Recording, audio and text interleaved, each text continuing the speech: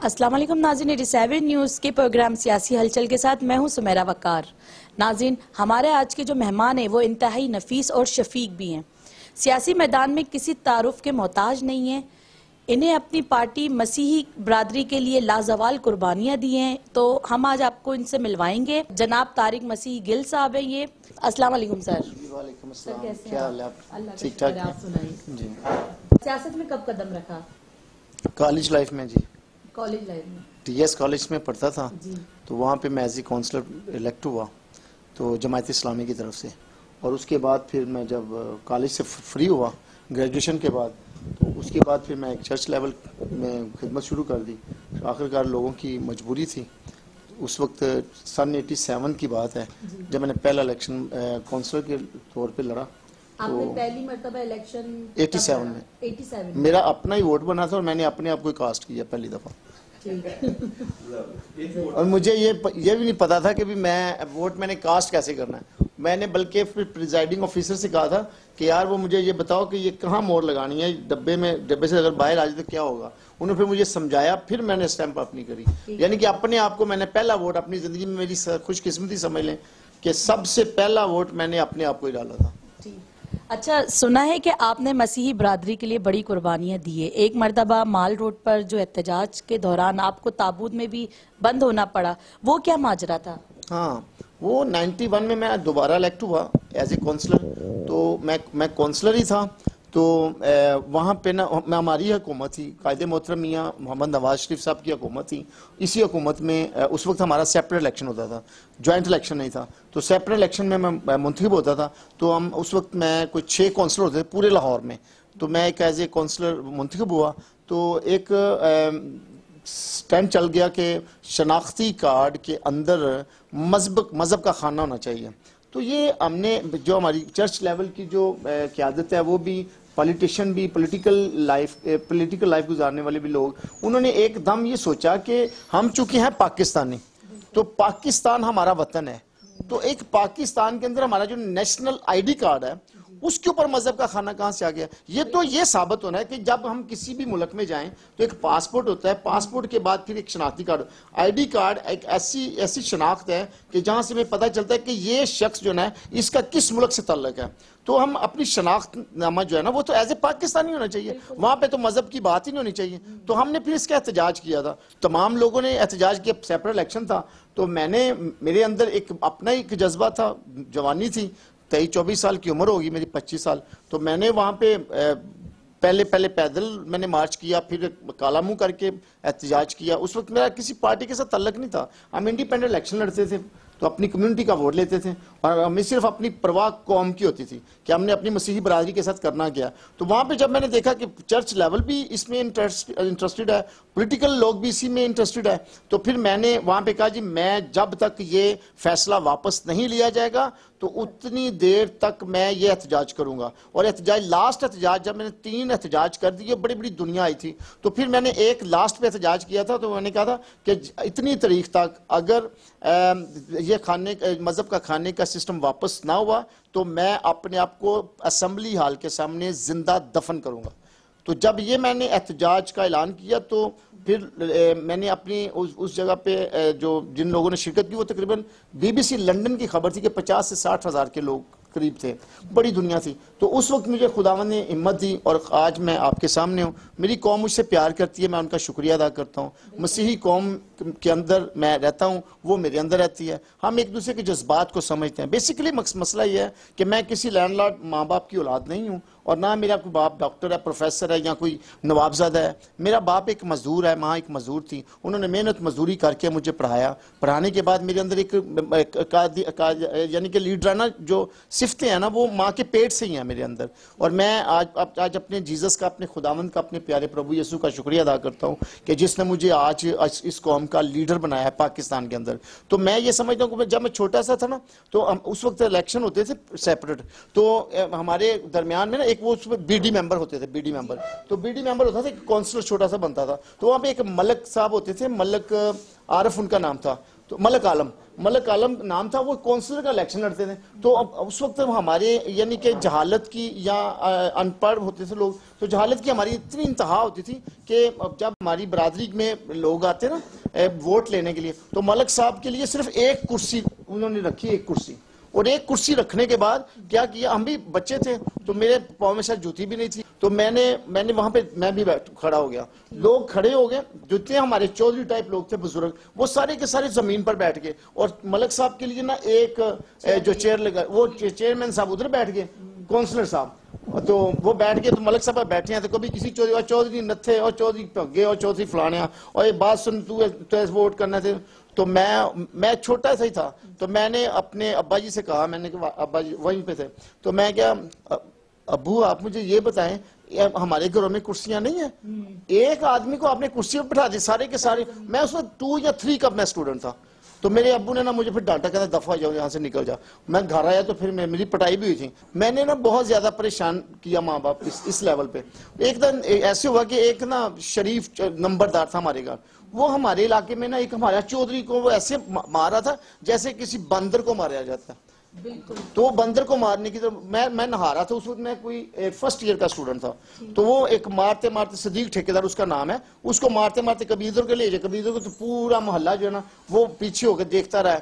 तो मैं उस वक्त जवानी में था, फर्स्ट ईयर का स्टूडेंट था, कॉलेज दयाल सिंह कॉलेज में पढ़ा हुआ था, पढ़ रहा था, अभी कंटिन्यूली था। मैं आया नहाते नहाते, मैं बाहर आया तो मैंने चादर पहनी हुई थी, तो मैंने एकदम उसकी स्टिक पकड़ ली। मैंने क्यों मार रहा है इसे, बताओ मुझे तकलीफ क्या। कहता है मैंने इससे पैसे लेने। मैं उल्लू के पट्टे पैसे लेने, जिसको किसी जगह पे बैठा, तू पूरे मोहल्ले के ऊपर ये प्रेशर डाल रहा है। ये शरीफ वहां पे मर गया अभी।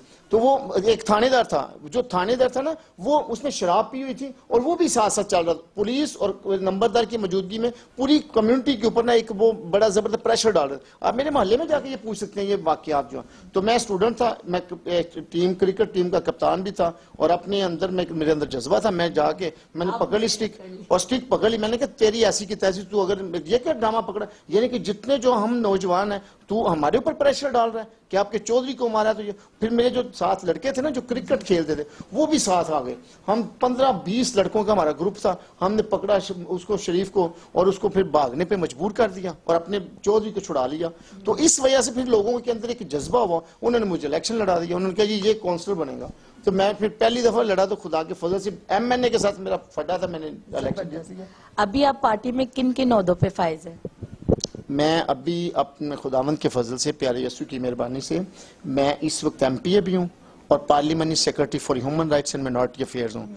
और मेरे यस्सु ने मुझे ये कामयाबी से हमकनार किया है। और सबसे बड़ी बात यह है कि मेरे लीडर मियाँ हमजा शहबाज साहब की मेहरबानी है मुझ पर। मेरी पाकिस्तान मुस्लिम लीग नून जो है ना, ये मेरी माँ है। मैं इसको इस जमात को अपनी माँ समझता हूँ। आप शुरू से मुस्लिम लीग नून में हैं या फिर आपका चढ़ते सूरज वाला हिसाब है? मैं ना जब सेपरेट इलेक्शन होता था फिर उस वक्त मेरे किसी पार्टी के साथ ताल्लुक नहीं, लेकिन जब ज्वाइंट इलेक्शन हुआ तो 12 ये ज्वाइंट इलेक्शन अभी उस वक्त हुआ जब मुशर्रफ ने इस मुल्क पे कब्जा किया था एक जमहूरियत के ऊपर। डिक्टेटर ने आके जब मियां नवाज शरीफ साहब की हुकूमत को सन 1999 12 अक्टूबर 1999 को जब किडनैप किया, ये उस वक्त की बात है। तो मैं 12 अक्टूबर 1999 से मुस्लिम लीग नून का एक अदना सा वर्कर बना और मैं उसके बाद कभी भी किसी जगह पे नहीं गया। काफली की हुकूमत आई, मुझे लालच भी दिए गए, मुझे सब कुछ किया। मुझे काउंसिल का इलेक्शन तक भी नहीं इन्होंने जीतने दिया मुशर्रफ की पार्टी ने, मगर मैं नहीं डरा, मुझे पार्टी टिकट दी। मैं 1 मिनट का बहुत दूर है, 1 सेकंड के भी मेरे अंदर लोटा कृषि नहीं है। वफादार हूं और इस बात पे और इस आयत पे मेरा अमल है और यकीन भी है कि जान देने तक वफादार है तो मैं तुझे जिंदगी का ताज दूंगा। ये मेरी बाइबल की आयत है और ये मेरी जिंदगी में अहम किरदार है बस। अच्छा, मुस्लिम लीग नून की हुकूमत 3 मरतबा बनी मगर अपनी मुद्दत पूरी नहीं कर सकी, इस पर आपका क्या रद्द-ए-अमल है? मेरा बहना इसमें क्या रद्द-ए-अमल है, मैं तो यही कहूंगा ये मुल्क की बदकिस्मती है कि जब जमहूरियत को हम पूरा टाइम नहीं देते। डिक्टेटर आता है तो उसको 12 साल दे देते हैं, डिक्टेटर आता है उसको 15 साल दे देते हैं, लेकिन जब जमहूरी हुकूमत आती है तो उसको 2.5-3 साल के अंदर ही उसको खत्म करने की कोशिश की जाती है। ये किसी के बस की बात नहीं है, ये हमारे मुल्क की बदकिस्मती है कि जो कोई शख्स इस मुल्क के लिए सोचना शुरू करता है उसकी टांग खींचना हमारे फर्ज में शामिल है।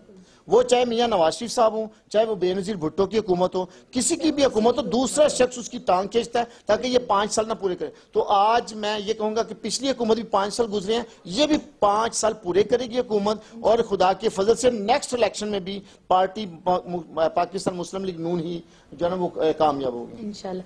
अच्छा, मुस्लिम लीग नून की हुकूमत को आखिरी 1.5-2 साल में बड़ी मुश्किलात पेश आई हैं, तो उसका सामना करना पड़ा है, तो इसकी वजह आप क्या समझते हैं, क्या है इसकी वजह? वही मैंने कहा कि मुल्क की बदकिस्मती है कि जब 3 साल गुजरते हैं या 2 साल गुजरते हैं तो उस वक्त कोई भी हुकूमत का सरबराह होता है ना, वो सोचता है कि यार मैं ना ये काम कर दूं, ये मेरा पेंडिंग में काम है, इसको कर दूं, इसको कर दूं, तो वो काम करने की कोशिश करता है। जैसे कि अब सी पैक जो ग्वादर वाला सी पैक वाला मसला जो है, तो ये जो अभी सी पोर्ट वाला मसला भी शुरू हुआ है, तो उन्होंने उनकी टांगे खींचना शुरू कर दी हैं। तो ये कोई ऐसा मसला नहीं है। देखें, दुनिया में जब भी कोई बादशाहत होती है, किसी की हुक्मरानी होती है, किसी को हुकूमत मिलती है, तो ये रब की देन होती है। तो जब खुदा की मर्जी है तो फिर इस हुकूमत को कुछ नहीं होगा। अच्छा, जब मियां नवाज शरीफ जद्दा चले गए थे, उस वक्त सियासी मुखालिफिन ने आपके साथ क्या रवैया इख्तियार किया था? जबरदस्त गंदा रवैया था। जब भी इलेक्शन लड़ता था उस वक्त इलेक्शन जो है ना वो मुझे हराने की कोशिश की जाती थी, उनको पता था। लेकिन एक दफा फिर मैं जीता आखिरी वक्त में। मियां अमर महमूद साहब हमारे चीफ नाज़म थे, तो मुझे आखिरी दफा मुझे इन्होंने लाहौर में डिस्ट्रिक्ट के सीट, वो मजबूर हो गए, मेरा वोट इतना ज्यादा हो गया था कि ये मुझे रोक नहीं सके। तो फिर मैंने वहां पे बताया कि मैं मियां नवाज शरीफ का वर्कर हूँ और बड़े बेहतरीन तरीके से बनाया। और मैंने अपनी बजट को जिस तरीके से मैंने क्लियर किया, मुझे पता 4 साल मुझे बजट नहीं मिला, 5वें साल भी वो मुझे क्या, मैंने 4 साल उनको इजलास चलने नहीं दिया। वो कहते यार एक ही आदमी, उस वक्त मैं मिनॉरिटी की तरफ से एक था और 7 लोग मेरे दूसरे थे जो काफ लीग से थे। तो मैं उनको कहता था मेरे साथ मिले, वो नहीं मिलते थे क्योंकि उनकी पार्टी की हुकूमत थी। मैं एक ही आदमी था, अकेला ही चला था जानबे मंजिल, लोग मिलते गए, कारवां बनता गया। तो आज मैं वहां पे पार्लियामेंट। आजकल जो मुल्क में सियासी हलचल मची हुई है, इसके मुतालिक आप क्या कहेंगे? सियासी हलचल तो ये एक जमहूरियत का जेवर है। ये अगर हलचल ना हो तो फिर जमहूरियत कौन कहे? अगर डिक्टेटर की हुकूमत हो तो डिक्टेटर एक दबका हमारे तमाम के तमाम जो गिदड़ हैं वो अपने अपने बल की तरफ जाएंगे। लेकिन ये जमहूरी हुकूमत है। हमारी पाकिस्तान मुस्लिम लीग नून की हुकूमत जो है एक जमहूरी हुकूमत है। इसमें आज़ादी है कि हर शख्स अपनी दायरे में रहकर अपनी पार्टी को इंट्रोड्यूस करवाए और अपनी जमहूरी इकदामात को जारी रखें। बिल्कुल ठीक। NA 120 का इलेक्शन अपनी नौयत का वाहिद इलेक्शन था जिससे कहा जा रहा था कि इस इलेक्शन में से मुल्क की तकदीर बदल जाएगी। क्या कोई बड़ी तब्दीली आई है? हाँ जी, बड़ी तब्दीली ये है कि आज इलेक्शन के बाद तकरीबन कोई NA 120 के जितने भी प्रोजेक्ट रुके हुए थे वो क्लियर हो गए हैं। लोगों की गलियां सड़कें बननी शुरू हो गई हैं, वो ट्रांसप्लांट भी लग रहे हैं। तो इसके अलावा ट्यूबवेल भी लग रहे हैं और लोगों की तरक्की जो निजी लेवल की, छोटे लेवल की तरक्की है वो हो रही है और लोगों को वहां पे रोजगार भी मुहैया किया जा रहा है। ये हुकूमत NA 120 हो, NA 119 हो या पाकिस्तान का कोई भी NA हो, हम वहां पे इक्वल किस्म की राय रखते हैं और हम चाहते हैं कि पाकिस्तान की तरक्की हो। एक NA की या 2 NA की बात नहीं करेंगे हम। इस वक्त मुस्लिम लीग नून पर बड़ा कड़ा वक्त चल रहा है। आइंदा इलेक्शन में आप अपनी जमात को कहां पर देखते हैं? खुदावंद के फजल से, रब की मेहरबानी से इक़्तिदार में आएंगे। और ये जो छोटी छोटी जमातें जो है ना ये चिमटी हुई हैं हमें, लेकिन कोई बात नहीं। हम तो सिर्फ ये कहते हैं कि इलेक्शन आए और फिर उसके बाद हमारे साथ मुकाबला करो। हम तो इनको ये कहते हैं यार 5 साल पूरे करने दो। पहले जरदारी को हमने पूरे करने दिया और जब हम अपोजिशन में थे, जरदारी साहब हुकूमत में थे, हमने पूरे 5 साल दिए। उससे काम जो नहीं हुआ था उसको हमने लेकर निकले हैं और आज खुदा ने हमें इज्जत दे दी। हम भी कहते हैं हमें 5 साल पूरा करने दो और उसके बाद अगर हमने काम नहीं किया तो जलसों में, जुलूसों में, लोगों के घरों में जाके हमारे खिलाफ कंपेन चलाओ कि इस शख्स ने, मियां नवाज शरीफ साहब ने ये काम नहीं किया, मियां शहबाज साहब ने ये काम नहीं किया, हमजा साहब ने ये काम नहीं किया, मुस्लिम लीग नून ने ये काम नहीं किया। तो वो हमारी जो नेगेटिव सोच है, जो उनके नजदीक हमारी नेगेटिव सोच है, उसको लोगों के दरमियान रखें और वो हमें नाकाम करें। लेकिन ये कोई तरीका नहीं है कि अभी जमहूरी जो वक्त है वो है और जमहूरियत का भी टाइम पीरियड खत्म नहीं हुआ तो उन लोगों ने पहले शोर डाला। जैसे कि ये धरना सियासत करने वाले ये कंटेनर बादशाह जो है ना, ये तकरीबन 4 साल से तो हमें डिस्टर्ब कर रहा है, काम तो करने नहीं दे रहा। चाइना का चाइना का प्रोजेक्ट था वो भी इसकी वजह से कैंसिल हो गया। तुर्की का प्रोजेक्ट होता है वो भी कैंसिल कर। जब हम बाहर से आते हैं, बाहर से लोगों को बना के लाते हैं कि यार हमारे पाकिस्तान की तरक्की के लिए ये काम करो, ये कंटेनर बादशाह कंटेनर खड़ा करके ऊपर खड़ा हो जाता है। तो इसलिए ये सिस्टम जो है ना जब तक चलेगा ना तो मुल्क की तरक्की का जो है ना सिस्टम वो रुक जाएगा। अच्छा, मियां नवाज शरीफ 3 मरतबा मुल्क के वजीर आजम बने, इक्तदार से अलग होने पर कौम से पूछते हैं कि मुझे क्यों निकाला। क्या वाकई में उन्हें नहीं पता कि उन्हें क्यों निकाला? नहीं पता। देखिए मेरी बात सुने, ये तो सवाल आपके भी अंदर होना चाहिए, मेरे अंदर भी है कि कम से कम ये सोच लिया जाए कि जिस शख्स को हम निकाल रहे हैं उसका गुनाह क्या है। उसका गुनाह यह है कि वो अपने बेटे से एक तनख्वाह लेता है। क्या बेटा बाप को पैसे देने का हक नहीं रखता? उसका बेटा उसको अगर कोई पैसे देता है तो उसके ऊपर ये काम क्या हो गया जी? वो जी आपके ऊपर ये एलिगेशन है कि आपने जी वो अपने बेटे से तनख्वाह वसूल करते हैं। बाबा वो तनख्वाह वसूल करे, वो पॉकेट मनी वसूल करे, बेटा बाप को देने का हक रखता है और बाप बेटे को देने का हक रखता है। तो यही तो पूछते हैं कि अगर ये गुनाह, तो जो जो लोग अपने बाप अपने बेटे से पैसे लेते हैं या तनख्वाह पकड़ते हैं तो उन सबको घरों से निकाल दो। मैं तो यही कहूंगा, ये तो कोई सजा नहीं है। ये करप्शन है की बात की इन्होंने कि जी मियां नवाज शरीफ करप्ट हैं, तो मैं ये कहूंगा कि करप्शन का कोई माकूल सबूत है इनके पास तो लाए मैदान में। ये तो कोई तरीका नहीं है कि हर चीज हमारे अगेंस्ट चल रही है इस वक्त। अगर कोई बात कोई और करता है तो वो सीधा करप्शन की तरफ जी ये करप्ट है, करप्ट है, करप्ट, कि मियां नवाज शरीफ करप्ट है, करप्ट है। ये तो 2018 का इलेक्शन बताएगा कि मियां नवाज शरीफ करप्ट है या कि नहीं है। जी, आपके सियासी मुखालिफिन में कुछ लोग कहते थे कि आपके हाथ में MPA की लकीर ही नहीं है, जबकि आज आप माशाल्लाह से MPA भी है और पार्लियामेंट्री सेक्रेटरी भी हैं। इस बारे में आप क्या कहेंगे? ये देखें, ये पुरानी बात हो गई है। जो इलेक्शन से पहले जो दुश्मन थे वो आज मेरे सज्जन हैं। सही। तो मैं किसी के बारे में ये नहीं कहूंगा क्योंकि मेरा सज्जन जो बन गया, लोग जो कहते थे ना, तो मेरा भी उनको उसी वक्त जवाब चला गया था। लेकिन अब ये वक्त नहीं है। मगर मैं ये बता देता हूँ कि ये जो लकीरें हैं ना, ये हाथ पे, ये मेरे जीसस ने लगाई हैं, मेरे खुदा ने, मेरे रब ने, मेरे अल्लाह ने, मेरे भगवान ने लगाई। सही। ये लकीरें जो है ना, ये इंसान की लगी हुई नहीं है। तो इनको मिटाने का अख्तियार भी उसी के पास है और इनको आगे बढ़ाने का भी अख्तियार उसी के पास। किसी इंसान को अख्तियार खुदा ने दिया नहीं है कि उसका नसीब किसी इंसान का लिख दे। अगर मेरे नसीब में दोबारा MPA पर कोई तरक्की है तो जरूर मिलेगी। आप कोई खुसूसी पैगाम देना चाहते हैं सियासी पार्टियों को?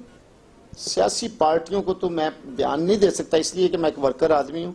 मैं तो अपनी कौम को ही ये कहूँगा और मैं कौम अपनी को ये पैगाम दूंगा, बल्कि पूरे पाकिस्तानी कौम को, कि पाकिस्तान की तरक्की, पाकिस्तान की खुशहाली और पाकिस्तान का अमन आप लोगों की अपनी नीयतों से तरक्की करेगा। और दूसरी बात ये कि पाकिस्तान एक ऐसा खूबसूरत मुल्क है, इसको मैंने भी और आपने भी संवारना है और इसको संवारने के लिए अपने दिल से इसकी खिदमत करें। और इस पाकिस्तान को खूबसूरत पाकिस्तान बनाने के लिए तमाम पार्टियों को मुत्तहिद होना पड़ेगा। जब पार्टियां मुत्तहिद हो जाएंगी और एक दूसरे की इज्जत का ख्याल रखेंगी तो तब जाके ये पाकिस्तान जो प्यारा वतन है ये तरक्की भी करेगा और इसका दुश्मन जो है ना वो भी रोएगा कि ये पाकिस्तान एक अजीम मुल्क है। मेरा तो ये मैसेज है कि जितने भी लोग हैं तालीम हासिल करें, अपने अपने मजहब के मुताबिक इस मुल्क के लिए दुआ करें। जो चर्च जाता है चर्च जाके दुआ करे, जो मस्जिद जाता है मस्जिद जाके दुआ करे, जो मंदिर में जाता है वो मंदिर जाके, जो गुरुद्वारे में जाता है वो गुरुद्वारे में जाके सिर्फ ये दुआ करे कि ऐ रब्बुल इज्जत आप हमारे मुल्क में अमन, खुशी, सलामती और इस्तेकाम की हवा को दे दो। Thank you very much. नाज़रीन, ये थे तारिक मसीह गिल साहब हमारे साथ। मुझे तो बहुत मजा आया, यकीनन आपको भी मजा आया होगा इनकी गुफ्तगू सुनकर। और जैसा हमने सुना था वैसा ही इन्हें पाया, उससे बहुत अच्छा और उससे बढ़कर पाया। तो अगले प्रोग्राम तक इजाजत दीजिए। सियासी हलचल प्रोग्राम के साथ सुमेरा वकार को अल्लाह हाफिज।